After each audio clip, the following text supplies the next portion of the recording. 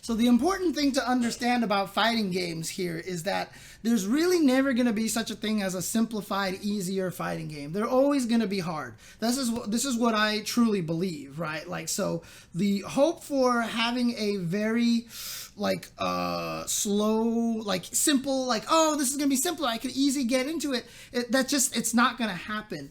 The hardest part is that fighting games inundate you with too much information at the same time. And the problem is when you go out there and you try to learn fighting games out there, everything that you do, including tutorials in game, it's like, here's this system, here's this system, here's this system, here's these option selects, look at these cool things you could do. And you're like, okay, sure.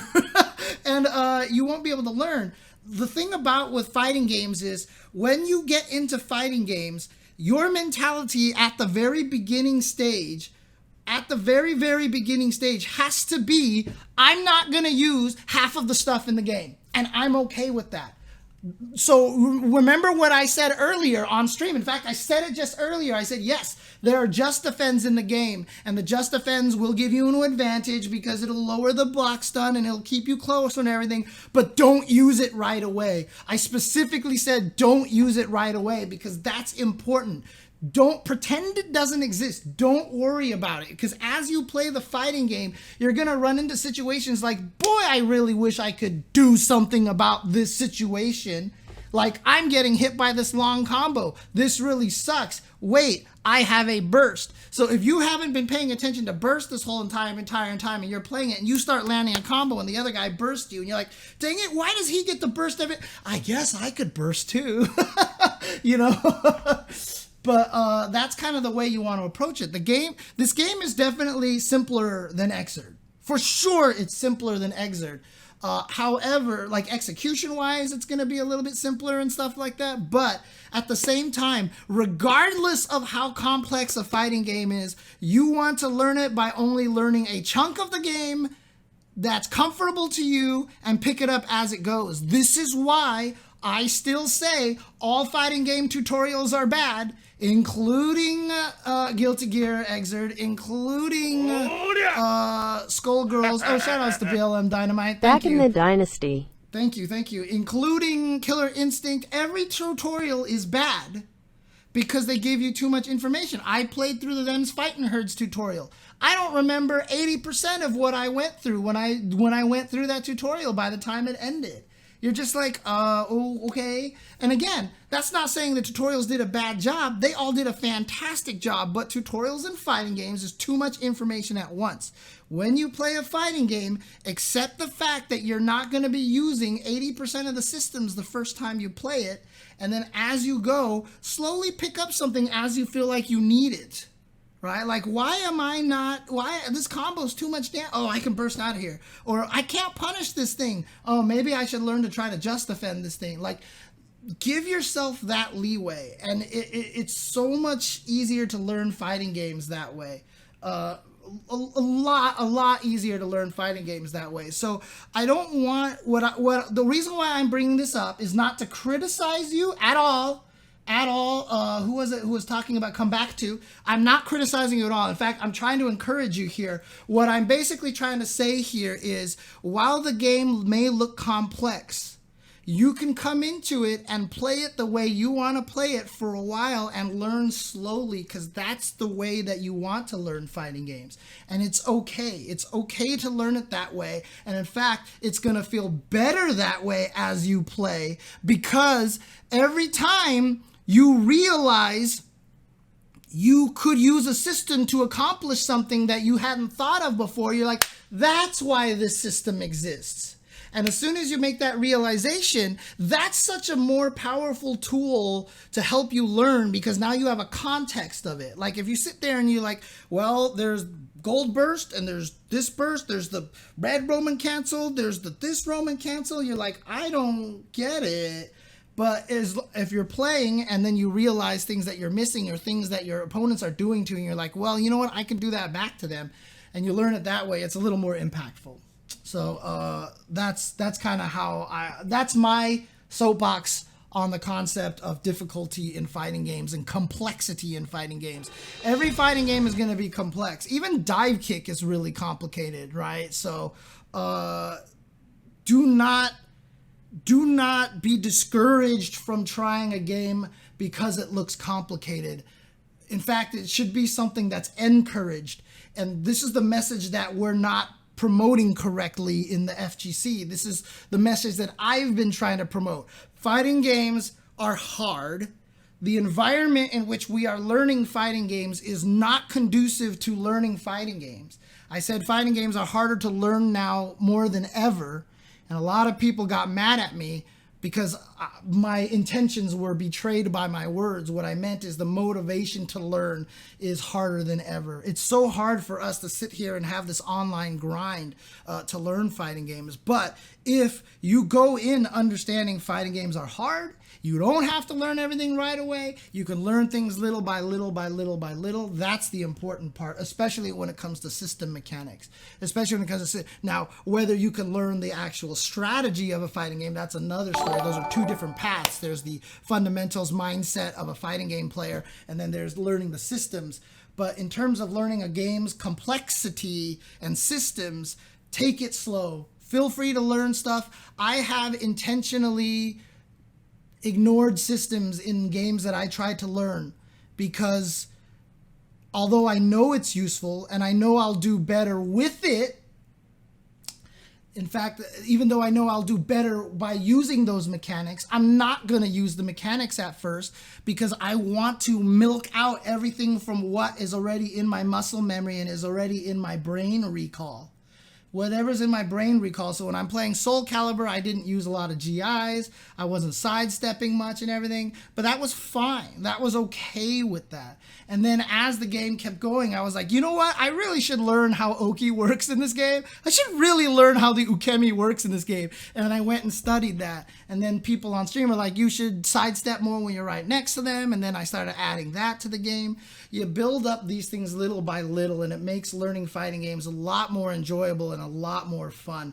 Ukemi is the name, Pablo Aram, of Soul Calibur's system of rolling off the ground and stuff like that. Quick rises and side rolls and stuff like that.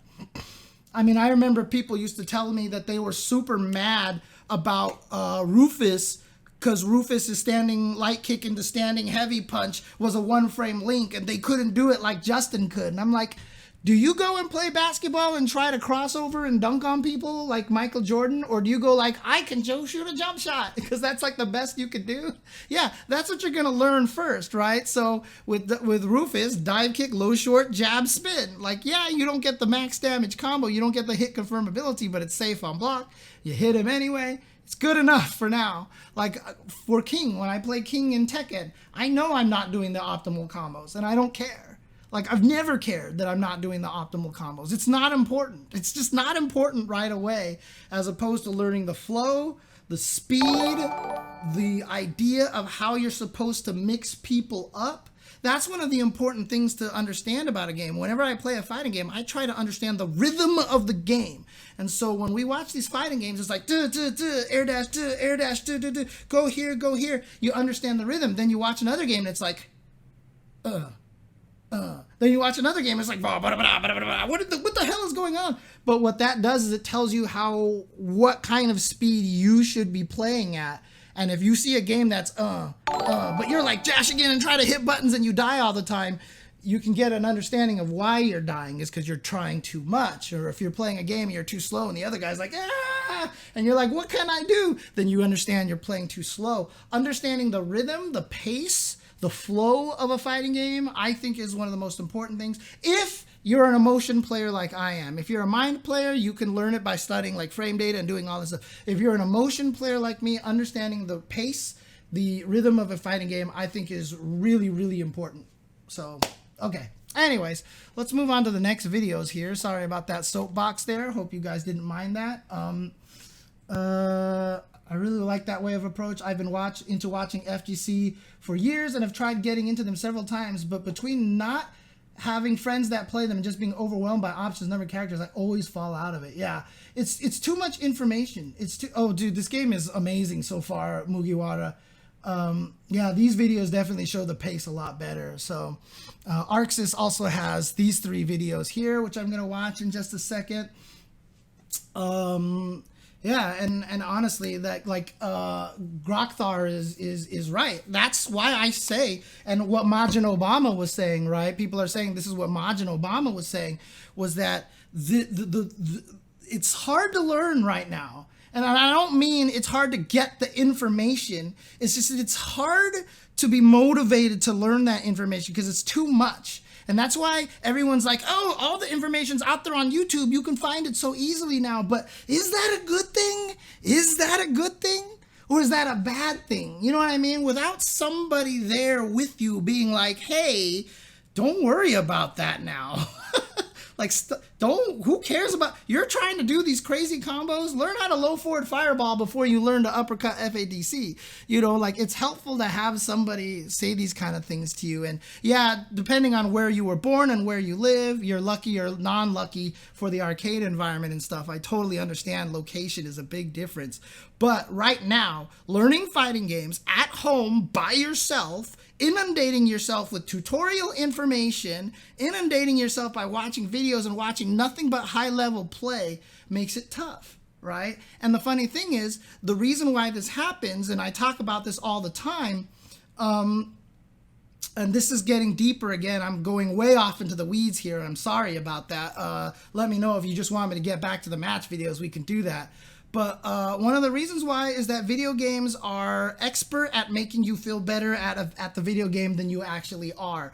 I've talked about this before in other streams before, but video games are notorious for making you feel better at the game than you actually are. Right? When you're playing a game like a God of War, by the time you get to the end of the game, your character is so much stronger than it was at the beginning that when you fight the first creatures again, you just feel like, God, I am a god at this game. Look at me just slaughtering everything, right? I've talked about how the original God of War, every time you die and continue, you gain a pixel of health.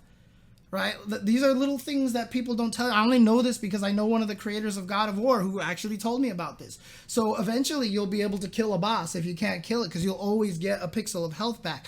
Games are good at teaching you that you are good at the video game, even though you then watch the speedrunner and you're like, huh, actually, I suck at this game. Right?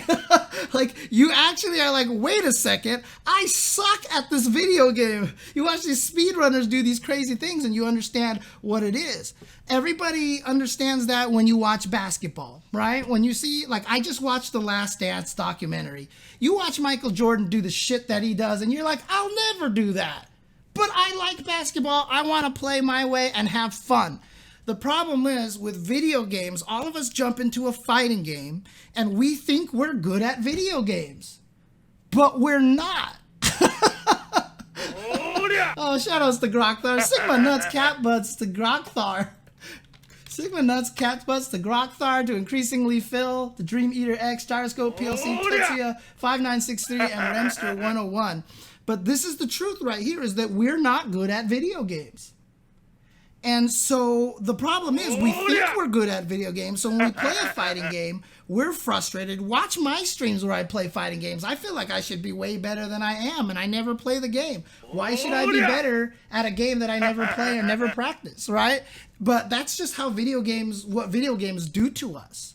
We think we're amazing at video games, and for the most part, everybody out there is pretty average at video games, right? We're all pretty average at video games. What we have to understand is when we jump into a fighting game, it is like trying to jump into basketball. You see what they are doing and what you can do, and you just go with what you can. Now, are you the kind of person that, because you're spending every day on the black court shooting a basketball over and over and over again, that you're going to get to the point? You're not going to be Michael Jordan, obviously, but you're going to be pretty damn good if you do that every day. That's what it's going to take in fighting games too.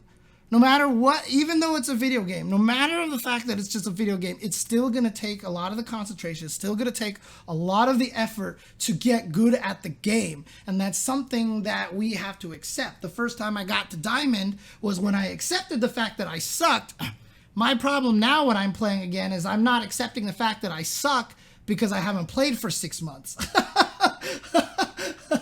I haven't played for 6 months, so...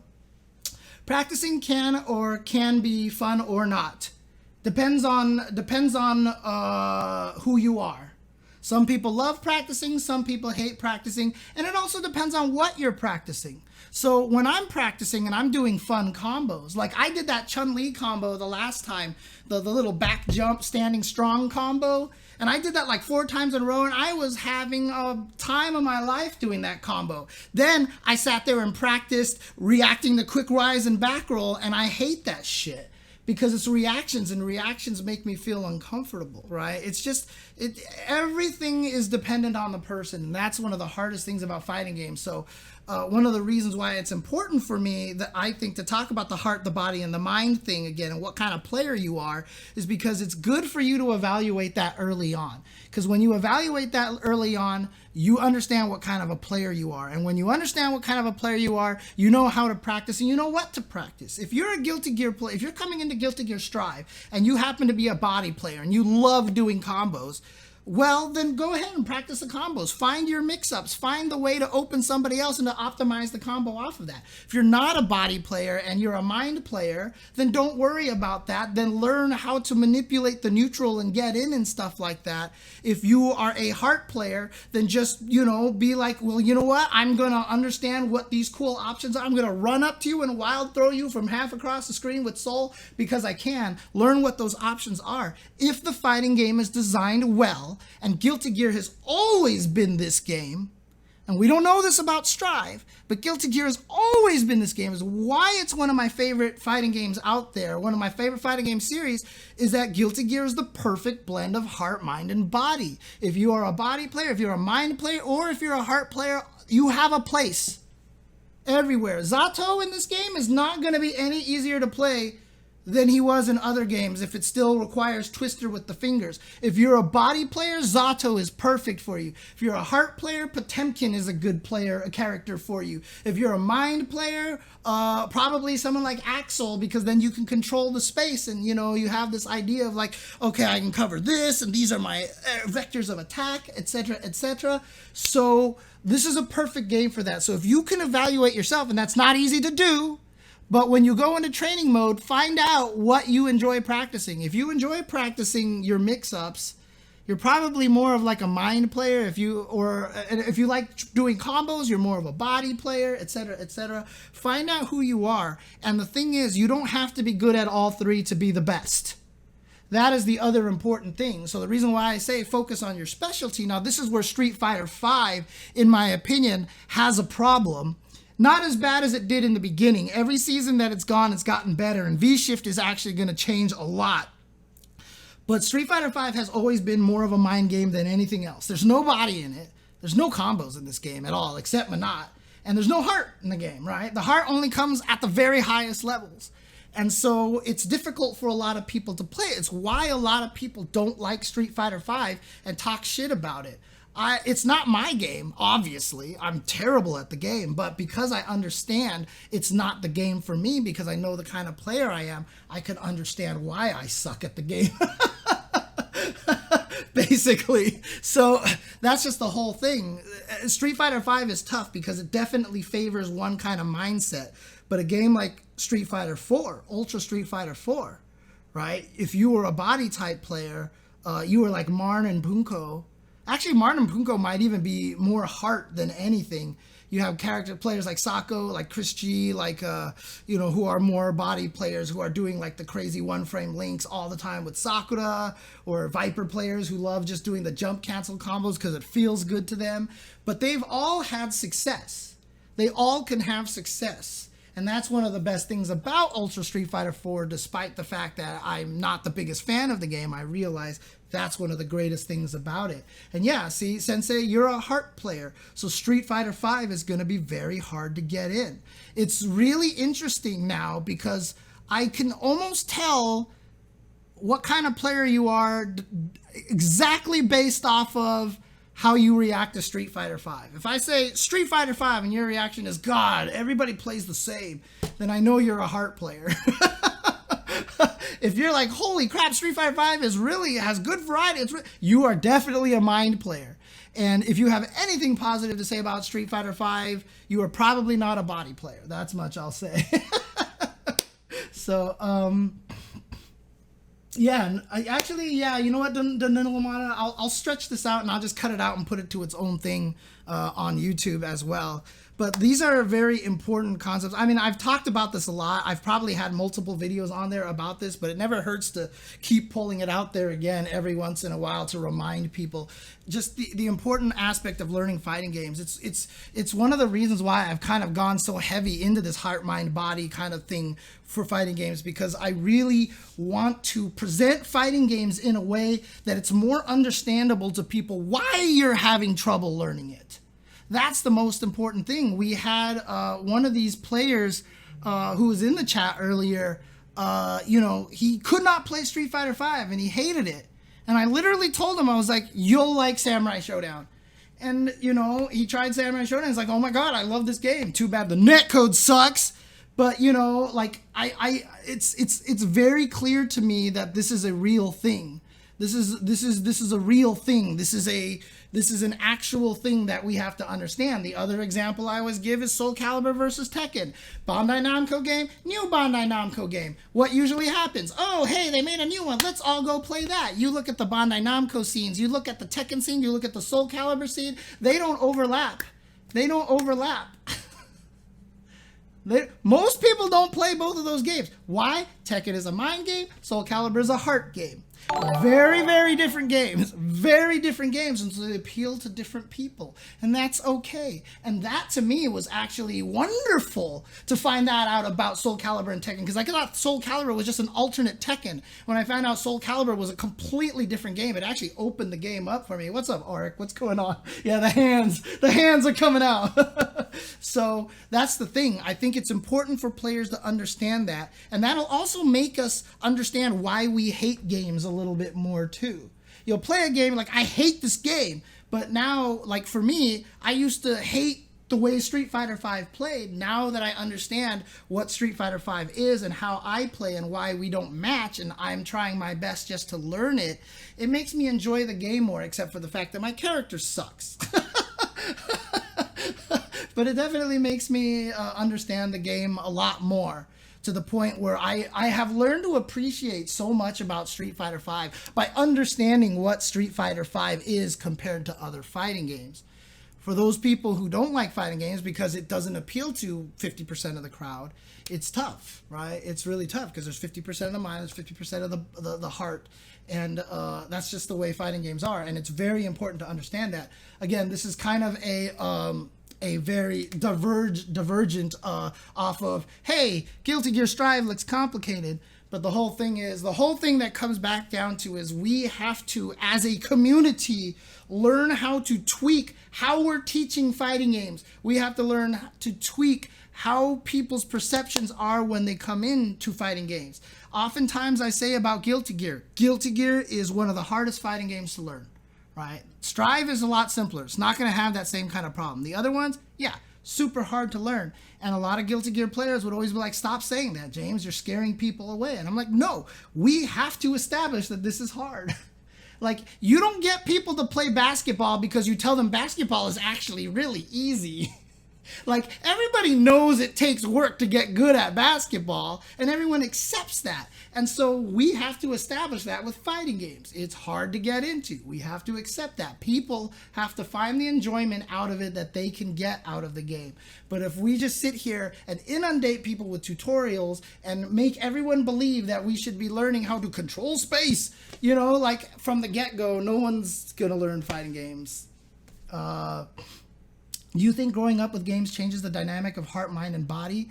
Growing up with games changes the dynamic. Depends on what games you like. Some people love rhythm games. Other people hate rhythm games, right? It's really just going to depend on the kind of person you are. Really, I love puzzle games. Some people hate puzzle games. I play all sorts of stupid puzzle games on my phone, like, oh, organize the colors of these things into the proper hue transitions, or hey, try to make all these tiles disappear by doing stuff. I love that shit, right? And I know people who hate that stuff. So, you know, it just depends on what kind of games you like. If you love all fighting games, that means you have a very strong appreciation of what the fighting games do differently. and you understand it a lot. And there's a lot of people who are like that, and that is absolutely great as well. And in fact, the more you start to understand the concept of heart, mind, and body, or that all fighting games are different, the more you will start to learn to love all fighting games. Because now you won't hate this fighting game, because when you play it, you're like, this fighting game feels gross. Like, I know people know exactly what I mean when I say that. You play a fighting game, you're like, this fighting game feels gross. You play Mortal Kombat 11, it's like, this doesn't feel good. You play Street Fighter, this doesn't feel right. You play Dragon Ball, this doesn't feel right.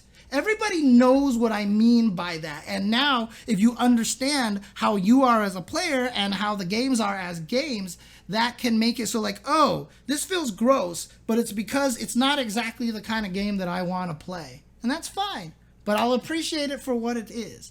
But when you don't understand that, you're like, God, this game sucks. I can't do anything. Like, why does this work so, God, this is dumb. Like, you don't get it. You know what I mean? And it makes you hate the game a little bit more. But again, not every game is for everybody. And that just makes it that much, it's important to understand that. When you learn that, that makes it so that it's very, very easy to not hate fighting games. And I think that that's a really important kind of thing to have. Play Tetris. And see, that's the funny thing too. Like, Tetris is a heart puzzle game. I don't even know if I could explain to people how that works, but Tetris is a heart puzzle game. Puyo Puyo is a mind puzzle game. I don't like Puyo Puyo. I love Tetris. I don't want to sit down and learn Puyo Puyo. I can't be bothered to learn Puyo Puyo. I don't want to memorize all the setups. I don't want to memorize the chains.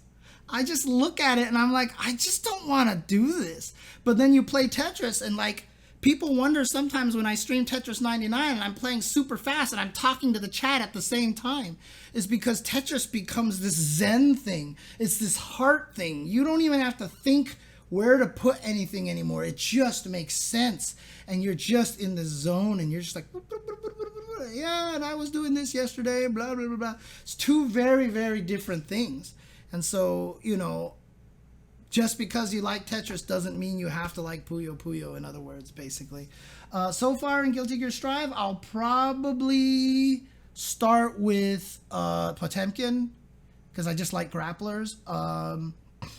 There's two games that have put me into that zone more than any other game. Tetris is one of them, is one of the best zone out games ever. And the other one, this is going to be one of the weirdest sounding ones ever, but Trial Mode F-Zero GX is the other one. Because the combination of visuals, music, and just driving, I mean, I just infinite laps, and I just go in circle. Like, I raced one track, I think for like 50 to 60 laps one time. I just sat there and just did it, and it's just it's such a trip, dude. You're just playing it, and the way the controls work, once you figure out how to take the tight turns really well, it's just so natural, and it's just visuals, like lines, then the music, ding, ding, ding, ding, ding, ding, ding, and it's just like, oh my God, and you're just like, you're just so fast, and you just focus in like the zone of F-Zero GX. Oh God, like someone asked, I always know what my top 3 favorite games of all time. Someone asked me to extend it to top 5 and I couldn't figure out what to put in there, but F-Zero GX is definitely a strong candidate for having it. If you just play trial mode, you can turn on opponents or not. I just turn them off. I don't want to bother.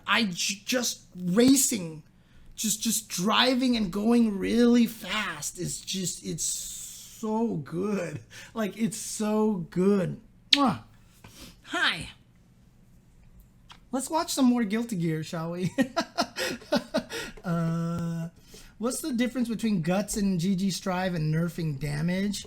It's really complicated because Guts affects how things get as they build up. If there's one hit that does a lot of damage, it can drain past Guts. So for example, if your Guts scaling starts at 50%, and you're at 51% and something does 1,000 damage, it'll do 1,000 damage. But if you're at 50% and you get hit, it'll do 900 damage, say. Let's say it's 90% scaling.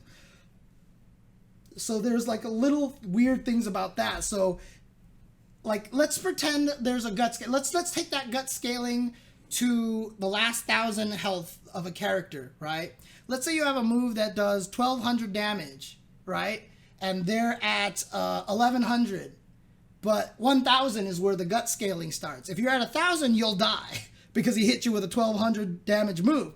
But as soon as you drop down to 1,000, if the gut scaling is, say, 75%, you'll live. So because you had less life, you'd actually live. If you had more life, you'd actually die because gut scaling gets skipped over when you jump over. So guts it affects things a little differently. I'm not the biggest fan of guts, but that's basically what it is. So, well, I just answered that. I don't know if it's good or bad. I can't really tell. I really am not sure. Oh, you felt that way with Gran Turismo 2's endurance races. Yeah, absolutely. Right, like Awakening mode. Yeah, Awakening mode.